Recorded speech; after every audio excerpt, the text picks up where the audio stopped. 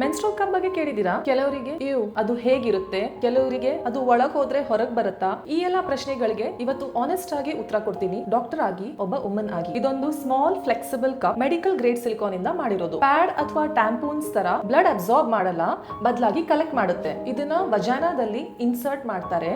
ಒಂದ್ಸತಿ ಇನ್ಸರ್ಟ್ ಮಾಡಿದ್ರೆ 8 ರಿಂದ 10 ಗಂಟೆವರೆಗೂ ಇಟ್ಕೋಬಹುದು. ಹೇಗೆ ಉಪಯೋಗಿಸ್ಕೋಬೇಕು? ಉಪಯೋಗಿಸೋಕಿನ ಮುಂಚೆ ಕೈ ಮತ್ತು ಕಪ್ಪನ್ನ ಕ್ಲೀನ್ ಆಗಿ ತೊಳೆಯಿರಿ. ಕಪ್ಪನ್ನ ಫೋಲ್ಡ್ ಮಾಡಬೇಕು. 2 ಪಾಪ್ಯುಲರ್ ಫೋಲ್ಡ್ಸ್ ಇದೆ, ಸಿ ಫೋಲ್ಡ್ ಮತ್ತೆ punch down fold. Insertion relax ಆಗಿ ಒಂದ್ ಕಾಲನ ಮೇಲೆ ಎತ್ಕೊಂಡು ಇನ್ಸರ್ಟ್ ಮಾಡ್ಕೊಳ್ಳಿ. ಒಳಗ್ ಹೋದ ತಕ್ಷಣ ಒಂದ್ಸತಿ ರೋಟೇಟ್ ಮಾಡ್ಕೊಳ್ಳಿ. ವೇರ್ 8 ರಿಂದ 10 ಗಂಟೆ ತನಕ ವರಿ ಫ್ರೀ. ಹೆವಿ ಫ್ಲೋ ಇದ್ರೆ 4 ರಿಂದ 6 ಗಂಟೆಗೊಮ್ಮೆ ಚೆಕ್ ಮಾಡ್ಕೊಳ್ಳಿ. ರಿಮೂವಲ್ ಸ್ಟೆಮ್ ಇಂದ ಬೇಸ್ ತನಕ ರೀಚ್ ಆಗಿ ಪಿಂಚ್ ಡೌನ್ ಮಾಡ್ಕೊಂಡು ಸೀಲ್ ನ ಬ್ರೇಕ್ ಓಪನ್ ಮಾಡ್ಕೋಬೇಕು. ಮೆನ್ಸ್ಟ್ರಲ್ ಕಪ್ ನ ಬಾಯ್ಲಿಂಗ್ ವಾಟರ್ ಅಲ್ಲಿ 3 to 5 ಮಿನಿಟ್ ತನಕ ಸ್ಟೆರಿಲೈಸ್ ಮಾಡಿ, ಡ್ರೈ ಮಾಡಿ ಅದನ್ನ ಪೌಚ್ ಅಲ್ಲಿ ಎತ್ತಿಟ್ಕೊಳ್ಳಿ, ಮತ್ತೆ ರಿಯೂಸ್ ಮಾಡೋ ಸಲುವಾಗಿ. ಫಸ್ಟ್ ಟೈಮ್ ಟ್ರೈ ಮಾಡಿದಾಗ ಕಷ್ಟ ಆಗುತ್ತಾ? ಆನೆಸ್ಟ್ಲಿ ಹೌದು, ಕಷ್ಟ ಆಗುತ್ತೆ. ಮೊದಲು 2-3 ಸೈಕಲ್ಸ್ ಕಷ್ಟ ಆಗುತ್ತೆ, ಆದ್ರೆ ಒಮ್ಮೆ ಹ್ಯಾಬಿಟ್ ಆದ್ರೆ ಮರಳಿ ಪ್ಯಾಡ್ಗೆ ಹೋಗಲ್ಲ ಅನ್ನೋರು ಕೆಲವರು ಇರ್ತಾರೆ. ಲರ್ನಿಂಗ್ ಕರ್ವ್ ಇದೆ and definitely it is worth it. ಈಗ ಬನ್ನಿ ನಿಜವಾದ ಮಾತು. ಒಳಗ್ ಹಾಕೋತಾರ, ಅದು ಸರಿನಾ? ಇದರಿಂದ ವರ್ಜಿನಿಟಿ ಹೋಗುತ್ತಾ? ಮದುವೆ ಆಗದ್ ಹುಡುಗಿರು ಇದನ್ನ ಬಳಸಬಾರ್ದಲ್ವಾ? ಇದು